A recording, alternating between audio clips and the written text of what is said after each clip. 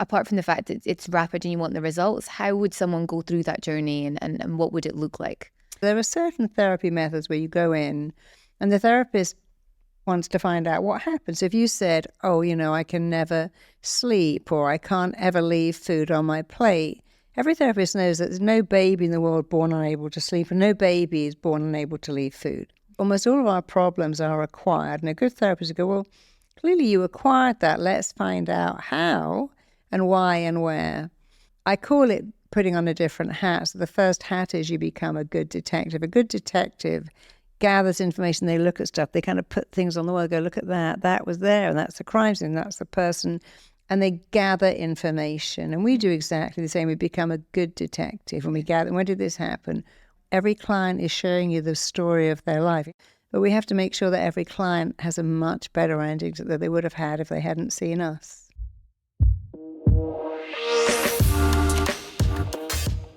Welcome to the show, Marisa. It's great to have you, and welcome to Dubai. Thank you. You are fairly new to the UAE. When did you get here? 7 weeks ago. Nice, welcome. What made you move? Let's start with that. So I've been living in America for 5 years and I loved America, but I think I was just ready for a change. My daughter's having a baby. I wanted to be nearer to the UK, nearer to her. She'll come over. People just don't visit us in LA because it's a 12-hour flight, whereas here it's 6 hours and we'll come for the weekend. So we wanted to be nearer home, which is still the UK. But also we had a lot of interest in putting RTT into the school system here. And so it just seemed a great thing to do. Love it. So why don't we give everyone who's maybe not familiar a little bit of a backstory? So I'm very familiar with who you are. I've heard you on a number of different podcasts. And I thought maybe if you give people a little bit of a backdrop as to who you are and a little bit of your story. Yes, I've been a therapist my entire working life, or my adult life, and I love it. And I never really planned to create my own method, but when you're a therapist and you're a good therapist, every time you really learn what works and doesn't work. And your teachers are always your clients. Of course, I had some very eminent teachers, but then I realized very quickly that every client I saw was teaching me what worked, what had a massive impact, what really gave them a stunning turnaround. So I gradually collated all of that material. And then over time, although I was a little resistant to creating my own method, once I did, I was very glad I did. And so we've trained 17,000 people to be RTT therapists now. Wow. Quite a few of them over here in the Gulf, and it's amazing. Very good. 30 years in the industry, and I think, all the reading that I was doing, one of the most well-known leaders in the industry. And I think I probably wanted to bring that into a little bit of kind of personal branding. Mm-hmm. People know you. Have you consciously gone around creating your personal brand? I think so, because, initially I had no intention of creating a method, but people would ring me and go, hey, I heard about you and I'm in New Zealand or Sydney or I'm in Washington, D.C., but I just want someone that does your thing. And there was only me. And the more people would ring me up and say, have you got someone like you? The more I'd think, I should really create my own school. And initially I called it the Marisa Peer method, MPM. But then I thought, that's actually the wrong name, because people who become a therapist don't want to go, hey, I'm a Marisa Peer therapist, because then it's my name and not theirs. And I just thought that didn't quite sound right, Marisa Peer therapist. So I changed it to RTT. People love NLP and CBT. And then it wasn't about me. It was much more about the technique, because RTT is what I teach people to do. Mm-hmm. And they do it brilliantly, and some of them incredibly well. So it doesn't need to be the Marisa Peer method. Although I do know we have Montessori, and we do have names that are like, what's the other one? Steiner, we have Montessori. Yeah. There are teaching methods named after the person. Yeah. But it seems quite arrogant to give it your name. I think a branding is better to have initials. Well, I think then when you've got sort of what I call that is your own unique personal branded solution, that's something that is yours, that you can take everywhere. You can then leverage in a business, because then you can train other people through your method and you can grow in that way as well. But ultimately, I always find then people still go back and they know it's you that's behind it. It's you that they want on the podcast. It's you that they want to kind of write the book. And maybe take us back to, you've got seven books? 7. But a lot of my RTT therapists and also written books have got their own TV programs. So it isn't quite correct that everybody wants me, because Some of the people I've trained are so good. They've been on the BBC, they've been on CNN, they're on podcasts, they write for a newspaper every week, and some of them have written really books that have done very well. Yeah. So I think it's quite good that the RTT is separate from me. Yeah. Because RTT is a method I teach people to do that they do very well. And then they're building their own personal brands within the method of doing it, which is fantastic. So to step into the most recent book that you launched, can you tell everyone a little bit about what that was about? Tell Yourself a Better Lie. Yeah. Well, I realized again very quickly, my clients taught me that too, that their greatest pain so often came from the lies they told themselves. You could have a friend say you're boring, or you could have an ex that says you're boring. You could have a boss that says you're not very good. And you can probably think, my boss is having a bad day. My ex is just bitter. My best friend is just, I don't know what she's going through. So we can almost understand why other people are mean to us. We say they're having a bad day, something's gone wrong for them. But when we are mean to ourselves, the brain has no ability to reason what that is. It just thinks it must be true. And we all tell ourselves lies. I'm exhausted, I'm shattered, I'm as fat as a house, this commute is going to be the death of me, my kids make me want to jump out of the window.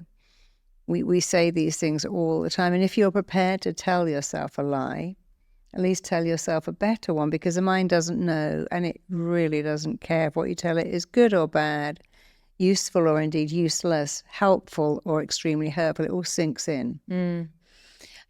On that front there, what has been, in your opinion, one of the best ways for people to kind of find out about your method and what it is that you do? Like, what's the best kind of marketing strategy in that? Well, I think it has to be social media. Before it used to be print media. People say, I read about you in a magazine. I hypnotized a very famous writer to stop smoking, and that was on the front cover of a magazine. Yeah. And I think it was on Elm, and I got a lot of clients for that. And so it used to be being in magazines, being in newspapers, being on shows like Super Size, Super Skinny, or Celebrity Fit Club. So, but now it's really social media, Instagram, YouTube, Facebook, even TikTok. I think that's where people go now. Do you do all your own content, or do you have a team? No, I do my own content. Yeah, and do you have a team that help you with the edits and putting Oh yeah, I'm very happy to come up with the ideas, but I need someone else to do the editing. You can't do everything. Yeah, I think it's a really big mistake to be jack of all trades and master of none. You got to find out what you're good at, then really master that craft and be even better at it, then learn how to monetize it, but give everything else to somebody else. I think people listening to this are maybe in similar positions in terms of like either starting a business or they're in business and they're like, okay, social media is one of the things I need to do to build my brand and awareness. How do you do yours? Do you sit down and go, okay, once a month I'm going to plan content? Is it that organized, or do you sit every week and plan it out with a team? No, it's not though, because I'm all over the world all the time. Yeah. Although I have a great media crew that film and edit, I'm not always there. So they might fly out to me and do a week's worth of filming and then release it. I'm going back to London for a week in January, do a lot of filming then. So it isn't every week. And I don't really sit down and plan it. It very much depends what's going on in the world. So, there's always Christmas, and there's New Year, then there's Valentine's Day, then there's Mother's Day, and then there's the summer and the stress about what you look. And then we have Halloween and Thanksgiving, and then back to Christmas again. So I do a lot of seasonal stuff about why do we have sad? Why are we so stressed at Christmas? Why is Mother's Day so hard if you can't have a child? Why is Valentine's Day so... Why do you think you're a failure just because you're not walking home with a bunch of flowers or a bag with chocolates in it? And then I also look at what's going on in the world. So, at the moment we've got 2 wars going on in the world, and people have, that overexposure to tragedy, and so I might talk about that, how to cope in a world that feels really scary. I think you just have to look at what's going on and think, oh, that's an interesting topic, Look at this person with all the money in the world and looks, and yet they're depressed, and maybe they've even ended their life. So I'll be looking at what's going on in the world, and I may make a post about that if I think it's relevant. And particularly helpful to the audience. It's all about, can I help people who are tuning in? Can I help them in a really quick, rapid way? Is there a particular platform that you enjoy most? No, I don't think so. I never wanted to do TikTok because I thought, I'm just not the right age group for TikTok. These people are like 22, and I was very resistant to TikTok. I said, no, that's not my age bracket. But actually, my team are very pushy about, no, you should at least try it. And now actually TikTok's been very good for us. Yeah, a few clients have said that as well in terms of just the exposure and the algorithm and the reach of people. Yeah, and then somebody wrote to me and said, in my whole week, you're the only person who ever says anything nice to me. And that was somebody on Twitter. Said, you're the only person. I tune into you every week just because I know you'll say something nice to me down the lens. I thought that's so sad, but also very nice that she's now depending on me.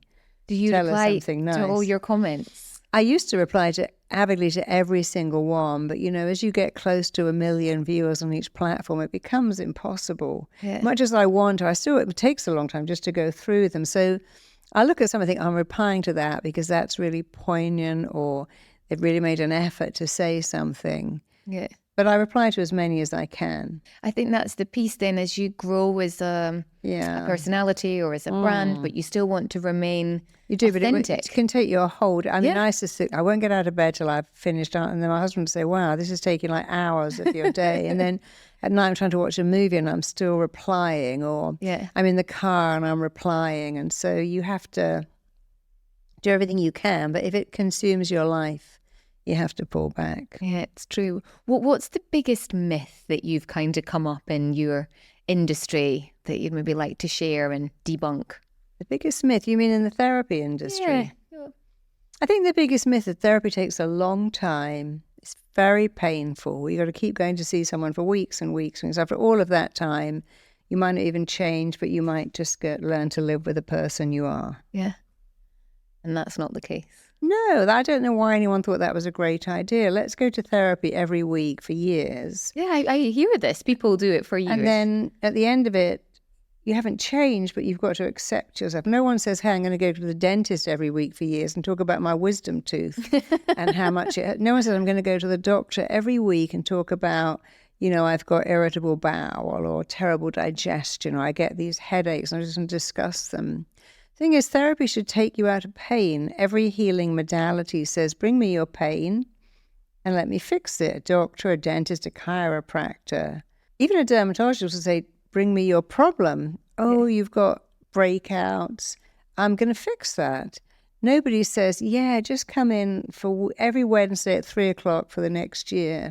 I'm first going to build a relationship. And I do understand that, but let's build a relationship of trust, and then I could fix you. But if my tooth fell out, I wouldn't say to the dentist, how can I trust you? I'd say, there's your certificate.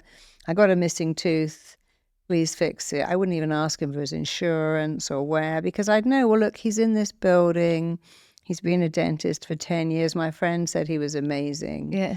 And so often trust comes from referrals. And I get it, why we think that's such a good thing. But the bit I don't get is why we should stay in pain for so long. And it's something that, as you bring that up, it's so true. I mean, I've heard from friends that have said, oh, I've got to go and see my therapist and I've been seeing her 3.5 years. And I'm like, is that what it's supposed to look like? And the answer is no. So can you talk a little bit about apart from the fact that it's rapid and you want the results, how would someone go through that journey and what would it look like?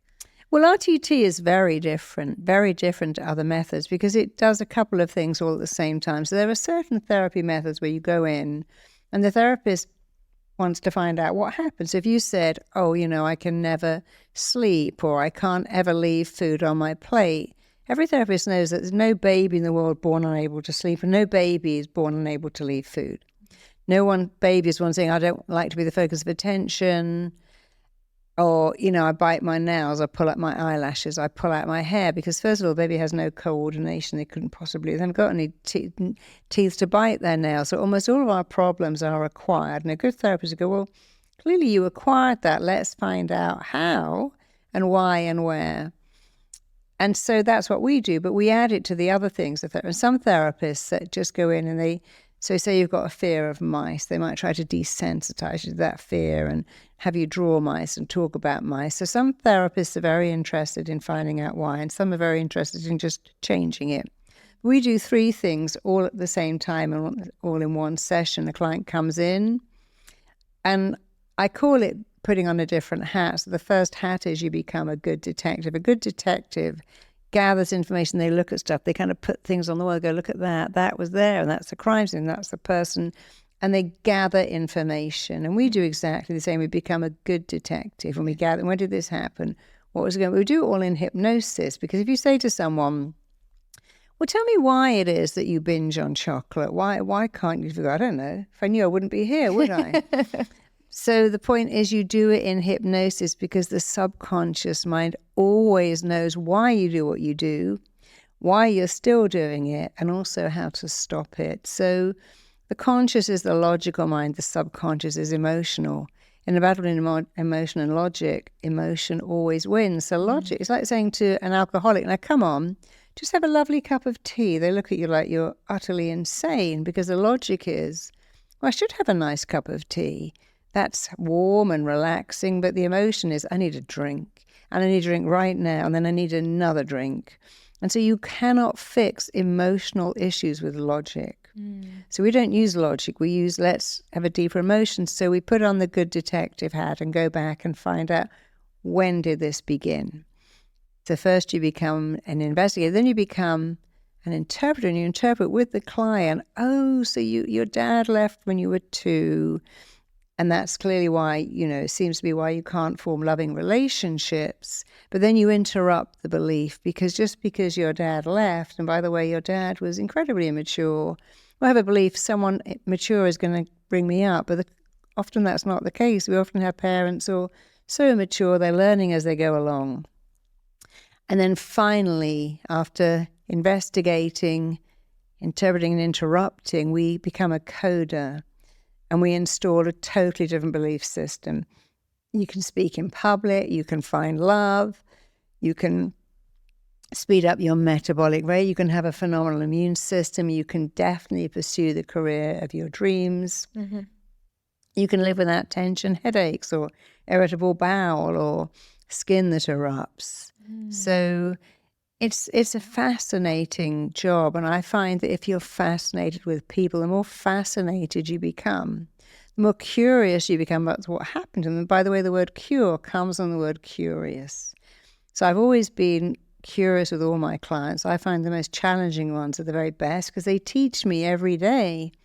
But if you can be fascinated and curious by human behavior, in that you begin to see, and I always say to little people I'm training, look, it's like every client is showing you the story of their life, and you have the honor, and you're making sure that story has a better ending. So each client is showing us their story, and we've got to get really interested at the page turns. So this happened and that happened, but we have to make sure that every client has a much better ending that they would have had if they hadn't seen us. And how long does that sort of process take? I mean, I know it would depend on sort of individuals, but an RTT session is around about 90 minutes, an hour and 50 minutes, an hour and a half. I like to spend 90 minutes because it means I can really go deep and I have enough time to do the work. But also, I don't say, oh, sorry, another person's coming now. I want to have 10 minutes. How are you? And what did that feel like? And that was amazing what you just did. And they go, yeah, that was incredible. I didn't know it came from that. And, for instance, recently someone asked me to work with a girl whose father had left. He was very violent, actually. He'd knocked the mother down the stairs a few times and then left, and he wasn't allowed to have access to her. And she said, I can't find love because of him and what he did. And although I've got a boyfriend, I don't trust him. And when she came into this, it was actually about the mother. The problem was that her mother exposed her to that over and over again. I didn't protect her. And it wasn't the father at all. It was the mother's relationship with her that had left her believing, if my own mother can't protect me, I don't trust anyone to love me, because my mum said she loved me, but lived with a violent man and always put him in front of me. So that was so interesting that came up very, very quickly. So in about an hour and 50 minutes, that was all resolved. She's now married to that boyfriend, and she's got 2 amazing children. She's a different person. So it takes about an hour and 50 minutes to do this whole sequence. And you can have, if you came up with something very simple like nail biting, passing your driving test, fear of flying, that can be fixed in one session, utterly easily. Because no one says, oh, I want to go on holiday. I'm going to buy a ticket there, but I'm going to have a complete meltdown, not go on the plane. that isn't logical. People want to be over that. So you can negotiate with the brain and say, I love flying. It's exciting and thrilling and liberating and freeing. For something more complicated, like an eating disorder or chronic anxiety or self-sabotage, between 1 to 3 sessions. But you're never going to come in every week for a year because it's so powerful and so effective that you just don't need that. So what if someone's listening to this going, wow, okay, I want to find out how I can actually do this as a business. Yeah, how does that work? I mean, I've always felt so immensely blessed and privileged that I was a therapist because I was a single parent. I sort of could never have children. So when I got pregnant, it was a bit of a shock, but a beautiful shock.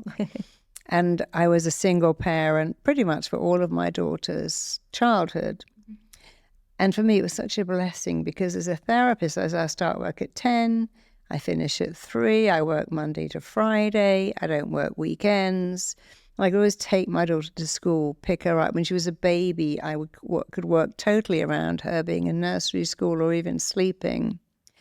And I remember one day the school called and said she'd fallen off a climbing frame, and I could cancel all my clients and go straight to the emergency room where she was, jumping up and down quite happily, actually. But I could always have that joy of I can cancel, I can take the day if my daughter's sick, I can cancel everything or reschedule. And there are very few careers, especially for women, where you can work your own hours, be your own boss. You never have to ask for time off and even set your own fee structure. And so it's a great career for women. But, I recently worked with a guy who was a city trader, and he came to me as a client and he said, I'm just so depressed. I have no life. I mean, it's just a horrible job now. I get up at 5, go to the city, trade all day, come home at 9.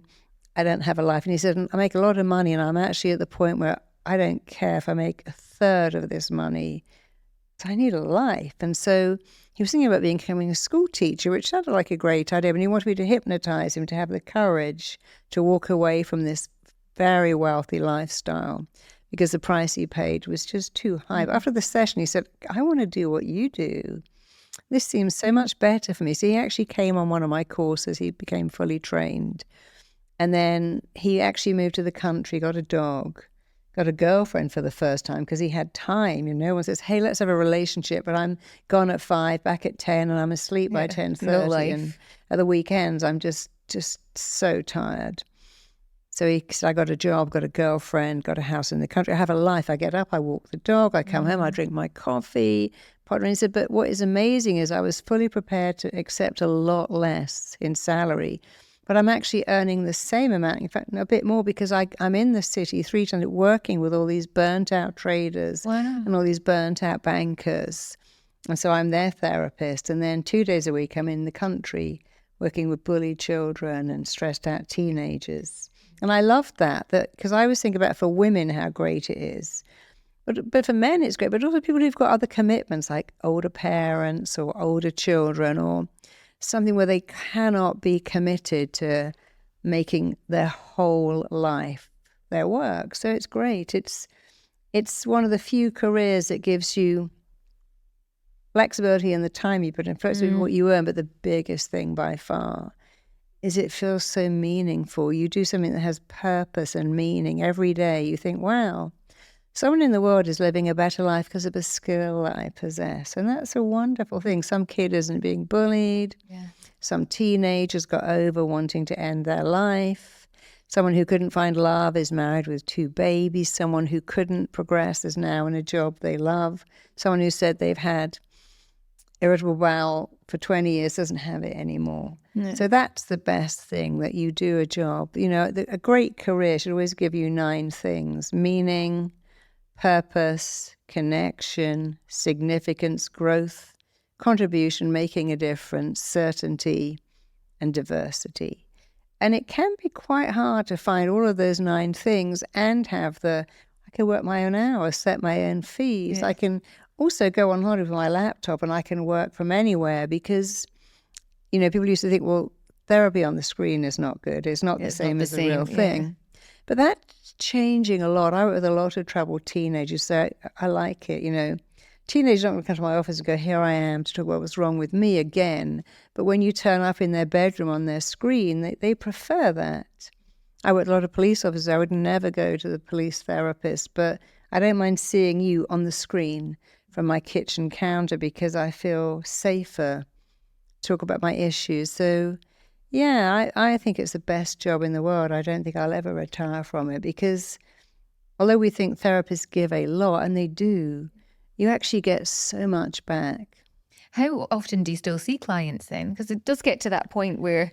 Yeah, I don't see many clients anymore. You know, I teach, I'm a speaker, I'm writing another book. It is quite a time commitment. So I see a few clients a month, and I have particular criteria for why I see them. But so many of my therapists are every bit as good as me that I can quite safely say, this is the person for you, or we got this person or that person. I'd love to talk a little bit more about the speaking side, because as you sort of developed the, you know, who you are, and I always believe that speaking one-to-many versus one-to-one is the fastest way to share your method for people to find out about it. If someone's kind of starting a business or in that headspace, but they're maybe scared of speaking or don't really know the next steps, how did you get into that opportunity of being able to speak one-to-many? What were some of the things that you did? Actually, my husband took me to an event one day and I was watching this speaker and I thought, well, I could do that. I could really do that. And so I put myself forward to speak at this event the following year.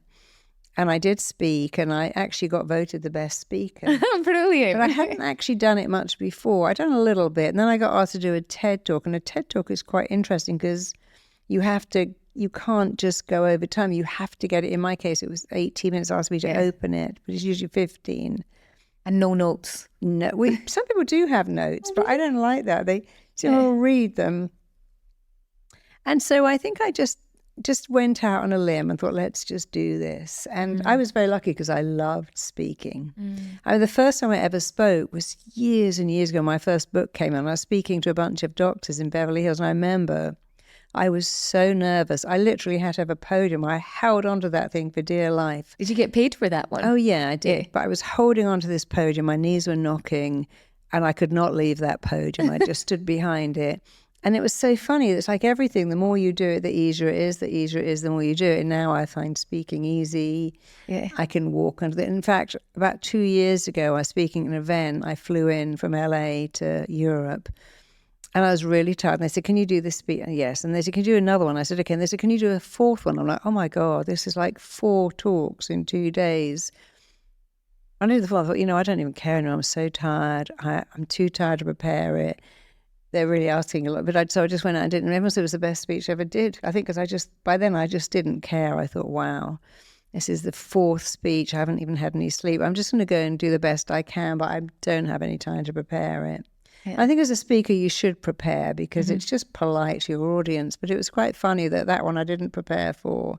And everyone said it was one of the best ones I ever did. But being a speaker, you can only be good doing what you love. You're never going to be good doing something you hate. I could never be an accountant. Well, my guy talks to me, my eyes glaze over. I was trying to get medical insurance the other day and they gave me the answer, oh my God, I don't even, all these columns, I'm looking at them and I'm just going into hypnosis because it's just so, it's not confusing, it's also boring. I mean, there's like 20 columns of what I get. And so clearly that's not my gift at all. Yeah.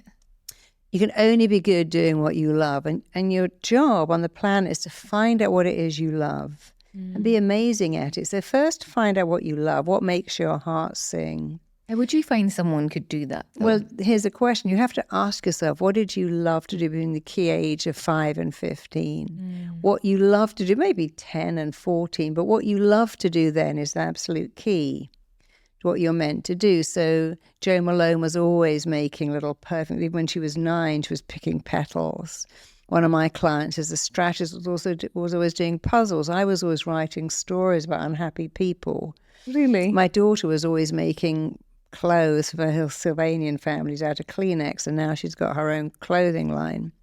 So if you can go back and remember what you love to do, find out what you love, and then the most important way to be good, even if the speaking, is to sit and say, I deserve to be successful at this. This is my gift. I'm worth it. You don't have to say those words, but something like that. So you could say, hey, my book deserves to be written and read.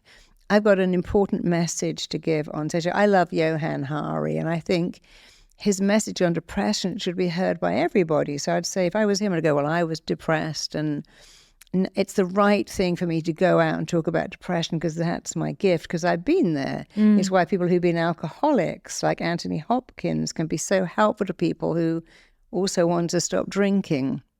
So when you found your gift, you have to say, I deserve this to be successful. I'm worthy of that success. I'm ready to do whatever it takes.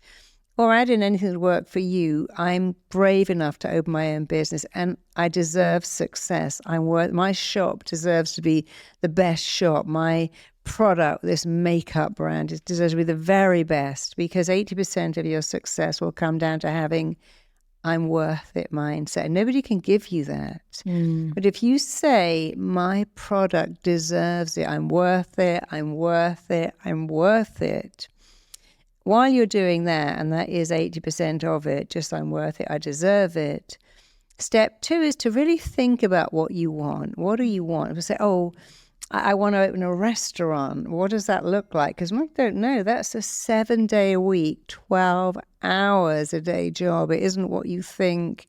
You got to go in and do stock checks and all the staff. And sometimes when you look at what you think, you think, actually, no, I don't want that after all. But if you really still want it, like I could say, when I took a long, hard look at what I wanted. So imagine looking at a screen and going, okay, what do I want? As I want to write a book. But if I look at it, I think, oh no, actually, I want to write a best-selling book that changes people's lives. You've got to get real clarity. And then you look at something else. What does it take to write a best-selling book? Well, writing the book is the easier part. Getting that book to sell requires so much more work than you'll ever do in writing it. And today, if you want to be a writer, then you have to be a speaker, because if you can't go onto blogs and talk about your book or stand on stage or do book signings, and so if you want to be a therapist today with all the competition, you have to learn marketing. So step 2 is, what you require. What does it require of you? Anything you require you to learn something new. So again, it goes back to you're here to find out what you're meant to be brilliant at it.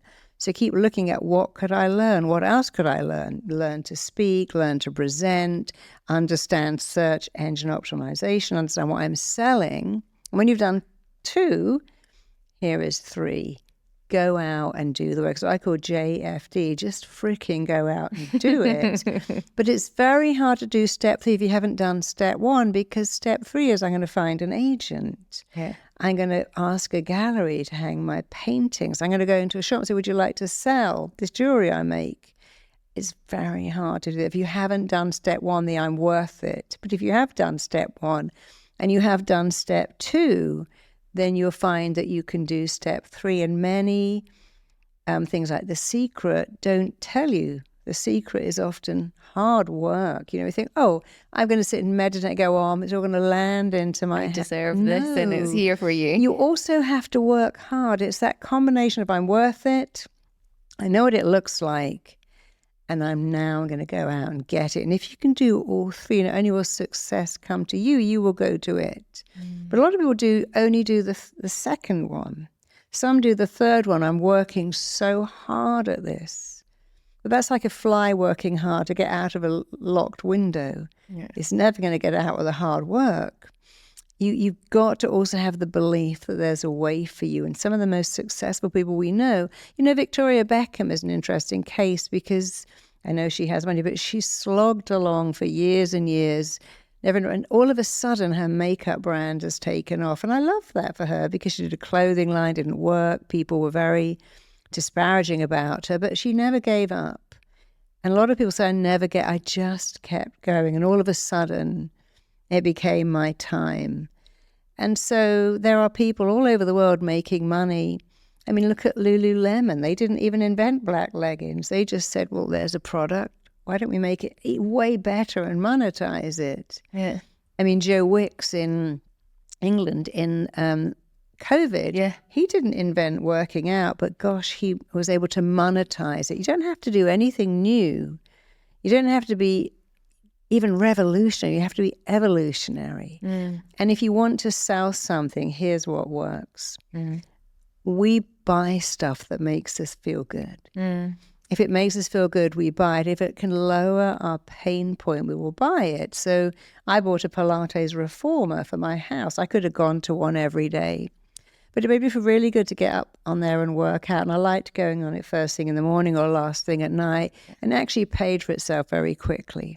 But what would lessen someone's pain point that you could provide? I mean, makeup's done that. Yeah. You know, people are now... Makeup is amazing, and people becoming millionaires from makeup tutorials. Who would have thought that you could show someone how to put their eyelashes on? Yeah. I mean, I know Mona Catton very well, and they made all their money and support just initially from eyelashes. Yeah. And so there's so many things that you can do, but if you have a product that will lessen someone's pain point and make them feel good, you know, maybe that's a takeaway coffee. Maybe it's having an espresso machine in their house. Sometimes you lessen it by saying, I'm going to get a restaurant that's really inexpensive. But it might be, oh, there's no expensive restaurant in my area. You know, we now have people delivering clothes to rent. I mean, there's so many things. We have people doing pet shares. Yeah. My grandmother would never believe people would pay money for water, would have their pubic hair waxed off. Those things were incomprehensible to her. And the rest, yeah. But you've got to think outside the box and think, is there something out there already there? Like Dyson, he didn't invent a vacuum cleaner, but he certainly made the most expensive vacuum, the most expensive hairdryer probably in the world. So again, find out what you love and then believe that you were given that talent for a reason. And then how can you be even better? You know, we're so lucky. We can go on YouTube. It's full of tutorials and you can learn how to be better at your craft. How can you perfect your craft? As a therapist, I'm always thinking, how could I be even better? I'm always watching other people, reading books. And then, because if you can perfect your craft, the top 20% in every classification, in every field, are always busy. They're never, even in COVID, they are never unemployed. So find out what you love, perfect it, and then you got to work on, well, can I monetize this? And people are monetizing. I mean, people apparently love buying dirty old trainers now for thousands of dollars. I mean, in my generation, it's like, wow, who would have thought that? But that's what we do. There's always something new coming along, and everyone has a gift. You may not know it, but you do have a gift, and your gift, of course, is what you love. I mean, look at J.K. Rowling. She monetized writing about wizards, and she became one of the most successful writers of our generation. She was a single parent with nothing. So, and if you think, that sounds too good to be true, go back and look at someone else who's done it. Go and look at someone like Eminem, who was told he would never be able to be a rapper. Yeah. Ed Sheeran was told the same thing. Meryl Streep was told she'd never make it because she wasn't beautiful. So many people who've made it big, not just in the world of music, in the world of retail. I mean, look at Sarah, what's her name? Actually, I know her very well from Spanx. Sarah Blakely. Yeah. Sarah Blakely. Yeah. She just had an idea. She couldn't find any underwear that looked right under white jeans. She had an idea. And she's never had any partner. She owns that entire business, Spanx, outright. Yeah. Such a success story. But there's so many people, you know, we're pulling out a few, but there's people all over the world. Look at that guy that had Trunky, the little kid's suitcase.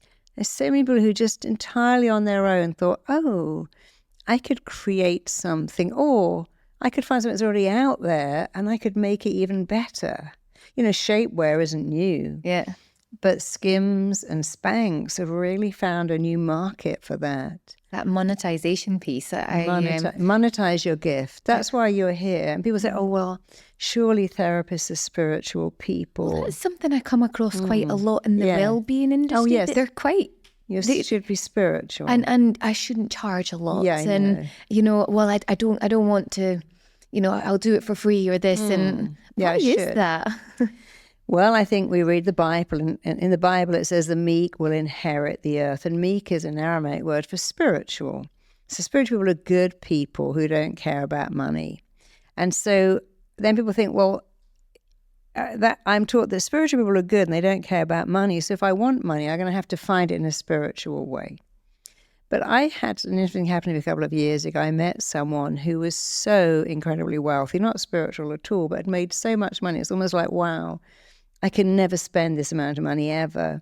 And he did something interesting. He bought swathes of the country and rewilded. Is it rewild or rewilded? It's a new word. Okay. What is it? Is it rewilded or rewilded? I'm not sure which one. Anyway, he decided to rewild acres and acres of the English countryside. He introduced bees and butterflies and animals that were becoming rewild. Okay, got rewild. You. Yeah. I think it's called rewilding. But he did that. I know someone else did the very same thing in Scotland and introduced foxes back and endangered squirrels. And both of them said, sort of like that song by Blur, that song House in the Country, whoops, I got a lot of money. Both of them said, I got a lot of money. What can I do? I might as well do something good. So, and I've met other people who said, I made so much money. So I thought, well, I know someone who's putting computers all over Nigeria, but they are wired into cement posts, and kids from the villages can come and they can use these, but they can't be stolen. And so here's the thing, you could make money being spiritual, or you could become so wealthy that you do something spiritual with your money. And there are people who look at what Oprah Winfrey has done, and other people are putting water into villages and putting irrigation in. So if you look at it the other way, okay, what if I did something good with the money after I'd made it? Look at the guy, what's the key cutting place in London? Timpsons, yeah. I mean, he fostered about 130 children, he and his wife, because they had the money. They had a massive country house. They had kids riding bicycles up and down the corridor, sliding down the banisters. And Timpsons would give people coats. And Tom's, the shoemaker, said, for every shoe you buy, we give one to someone else. Yeah. Where I used to live in Fulham, there was a coffee chain called Tinto's, and they had a big thing that was saying, if you're hungry, come in. If you want a coffee or some food, we'll give it to you. Never be scared to ask. And then they say to the customers, if you want to, in the tip box, leave more. That allows us to feed people who haven't got any money. And that was a lovely spiritual thing to do. But they couldn't do it until they were successful. They didn't start at day one. People said to me, surely you shouldn't ask for money if you're spiritual. But for me, when I became financially successful, that's when I could film YouTube and Instagram. I could employ a cameraman, an editor, a video guy, and give all this content away because I was successful. We put a program into thousands of schools called the Installing a Cheerleader in Small Children, and it's all free. We've never charged, but we've had to make that. It's cost thousands and thousands of dollars to make that product. But you see, I couldn't have done that until I'd made the money. If I was struggling with an hourly rate and couldn't quite make my mortgage, how could I give all this stuff away? Yeah. So rather than saying, should I be spiritual, here's a better question. Who would benefit from me being wealthy? How many would benefit? How would they benefit? And the more answers you can write down, get a piece of paper and write, that person will benefit, but how? How will they benefit? What are you going to do? Who's going to benefit? And the more answers you come with, the more names and reasons, the more your mind is now getting excited. Oh, it's good for you to make money. Because, we talk about dirty money, filthy rich. Look at that rich bitch. And we say those words. What are we saying? Money is bad. It's disgusting. Those people have sold their soul to the devil. They say, oh, well, these are all the salt of the earth. They're poor and modest, but so good. And we just have to stop believing that. There are plenty of people with money doing really good things with it, and plenty of people who are not. Yeah. There are also people without money who are good and bad. And so it just isn't true that money makes you a bad person. I think pursuing money at the expense of everything makes you not a great person. But if you have good values and you always plan, one of my therapists said, I never knew when I trained that I put both my nieces through private school, but that was just the cherry on the cake. I had no idea that this would be a lucrative career for me. Yeah. And I'm paying for my sister's kids to go to private school because I never had any. Love it. And because she didn't have any, and that was also great pain for her, she's now specializing in fertility, which is with great results, because here's the word unexplained infertility. That's a bit of a clue. It's unexplained because it's up here. If it was, I haven't got any eggs or my fallopian tubes are blocked, that would be explained infertility. But when it's unexplained, it means everything is perfect in there, but we don't know what's going on. Must be something in here. And It often is. We could go into a whole nother episode into that as well. I love it. I would really love to ask so many questions. I'm conscious of time as well. Maybe as a sort of a parting note, thank you so much for everything that you've shared today. What's the plans for you now you're in a new city, and what are you going to do while you're here? Well, we're putting RTT into the school system here. We've had so many schools. We have a couple of things. We have a 5-day challenge for children that grows their self-esteem. And I didn't know at the time when I was raising my own daughter or when I was at school, but I know now that the job of a school and the job of a parent is to raise kids with high self-esteem. But now I do know that, and I see so many of my clients, if only they'd had that, they wouldn't have become drug addicts or alcoholics or self-harmers. They wouldn't have become critical or have explosive tempers, because self-esteem is vital. And so now I know that. It's such a joy for me that I'm able to create a program. So we've got one that raises kids' self-esteem, one that works with bullies and bullied children to stop that, and one that works with children's immune systems so they don't live in fear of COVID. Amazing. And so we're putting those into schools, and it was the fact that in the Gulf, I mean, I've got it in a lot of schools in America, Europe and the UK, but here everybody wanted it. Well, this is good. We should bring this here. Yeah. And we've been asked to do a lot of work here in the hospitals, in the school system, in companies. And so it's been very exciting. I think Dubai is a great land of opportunity. And I think mental health is a big buzzword here now. So we were very lucky that we thought, oh, wow, if it's so big here, we should come and see what we can give to them.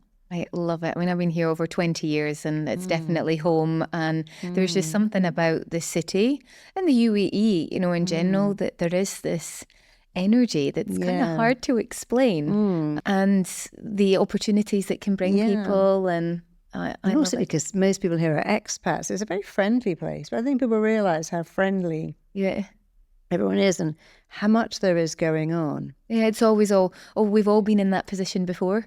So we'd like to introduce you and who can you speak to and how can you help? And everyone's been there. So and everyone thinks this is a place of bling bling, but we live in a little nature reserve with birds and waterfalls, and you can be in the bling bling if you want to, but there's a whole other side to Dubai. Absolutely. We recently went out to Ras Al Khaimah, and I'm going out to, what's supposed to be beginning with F? Fujairah. Yeah, which apparently has got wadis. Very different, mountains and lakes. So it is a country of high-rise and Armani hotels and coffees that cost $100 with gold leaf on them, but you can never see that stuff if you don't want to. I agree. Thank you so much for your time. Just before you go, I have some random questions that I always ask guests at the end. Please do, of course. What have we got here? I spend too much time... ... on social media. Really? Well, back to where that came into the earlier question. Definitely. What was the best compliment you've ever received? You know, every client I see, when they leave, they go, I hope I never have to see you again. I'll never see you again, because they know they don't need to come back. And that is a great compliment. I know I'll never see you again. Yeah. Although one client did say to me once, this is the best money I've ever spent. I would have given you 5 times the fee. And that was a lovely compliment too. Yeah. Okay, this one I really like. Last one. If I could whisper something in the ear of my younger self, it would be you're enough, just the way you are, and you always have been. And if I could whisper that into everyone else's ear too, because you might see on my bracelets say I'm enough. And we created the I'm enough movement. So if everybody knew they were enough and they would be enough, that would change the world in its own way. Brilliant. I love it. Thank you so much for everything that you've shared today. It's been a pleasure to meet you. Having heard you on so many other podcasts, thank you for being on mine. Yeah, and your questions were so different, which was good. Thank you. Awesome.